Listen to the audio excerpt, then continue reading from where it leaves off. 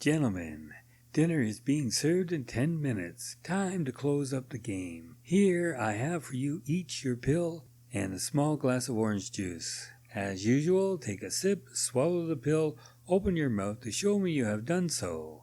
How come we never get to see you swallowing pills? We could supervise you. After all, we have lots of experience. You get paid for this? It's like feeding dolphins fish. Do they pay people to feed dolphins?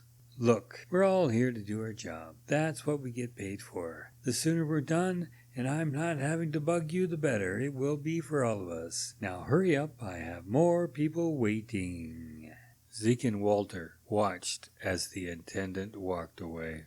Hey Zeke, do you remember what it was like to have a job? I can't remember it being as bad as shoving pills down throats. This is going to be the last pill for me. I want to see what goes on here after dark. Want to join me?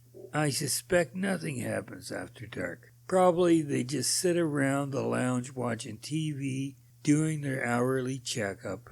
Why do you suppose they run a checkup once an hour? I mean, if it's to keep track of us, someone, somewhere must think we're valuable. Yeah, valuable. At what? And to whom?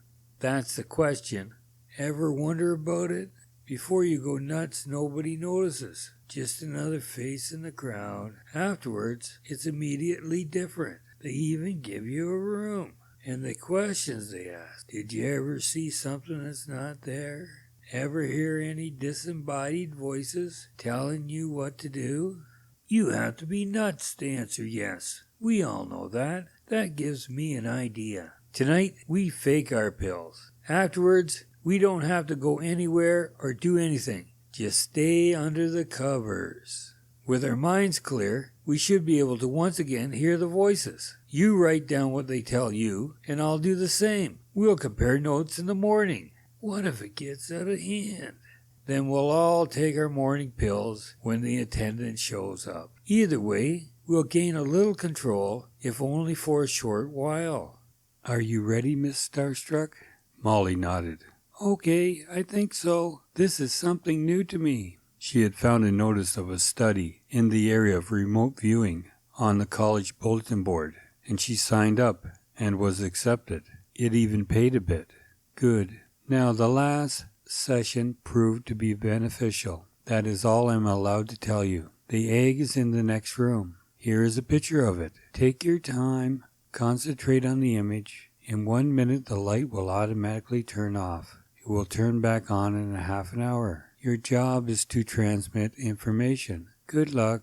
Molly burned the image of the egg into her mind before the light went out. A short time later, it did, just as she tried to establish the geometry of the egg.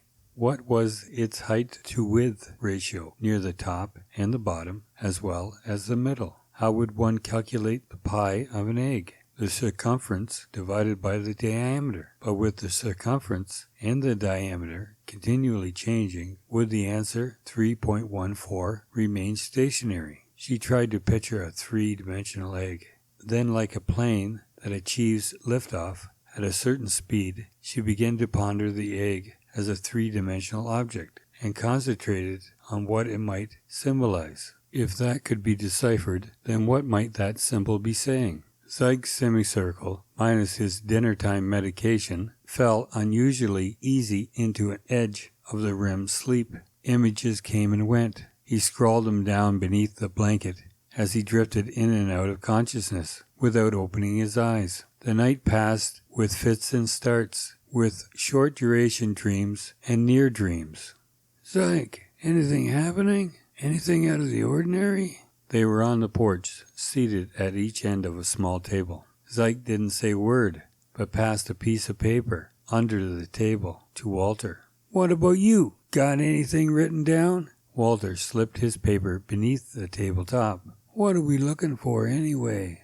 Signs of someone else, consciousness, invading our minds, I should think. Ideas and thoughts that are different from those of our normal dreams. Look for key words that seem foreign to you. Check for some sign that these ideas might have been implanted.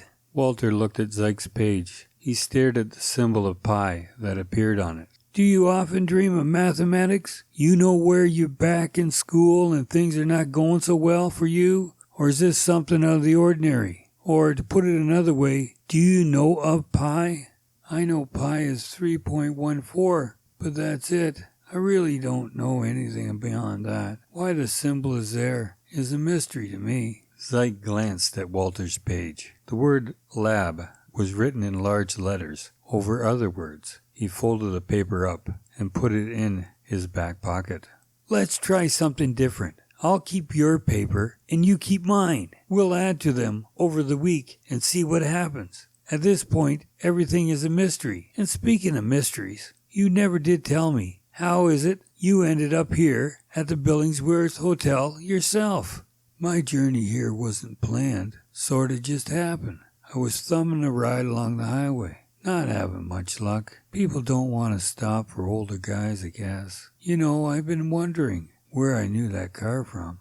I knew I had seen it before. The old Buick that came through here, I simply put it out of my mind, I guess. It passed me by on the highway. I wonder how I could have forgotten. It pulled over about a quarter mile ahead. I had to hurry to catch up with it. When I did, the driver wasn't a young fellow we saw here. No, he was older, white hair.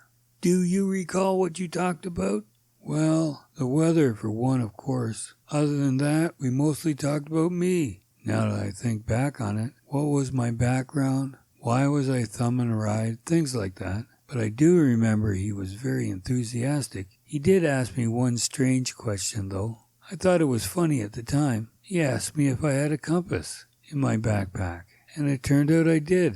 Immediately, I thought of Monty Hall. If you have a compass in your backpack, you win $100. He seemed to be more excited than I was that I had one.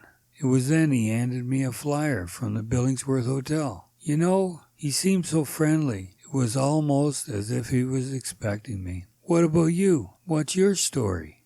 Came in town on the bus. Had no intention to stay here. I was just looking around the bus terminal when a young lady struck up a conversation with me. You know, right out of the blue. No hesitation. I did wonder about that. It was an unusual enough thing to do. We chit-chatted. It was in the early spring, and I thought she had a uniform beneath her coat. A light blue dress, like a nurse's uniform. Did she ask you if you possessed a compass? Not that I recall, but she did ask me a question. Now maybe there was nothing to it, just an ordinary question. She asked me if I had the time. I looked at my wristwatch and gave her the time. She, without looking down, asked me if my watch was an Ironman triathlon. I replied, "Why, yes." How did you guess that? It was shortly after that she handed me a brochure for the Billingsworth Hotel. She seemed so delighted to give it to me. So we're implying we were recruited. But at the same time, it wasn't against our wills. We weren't coerced. Yet here we are, whether it was our own idea or not. And as to the question of why it happened, or how it came to be, perhaps the answer depends on who you ask.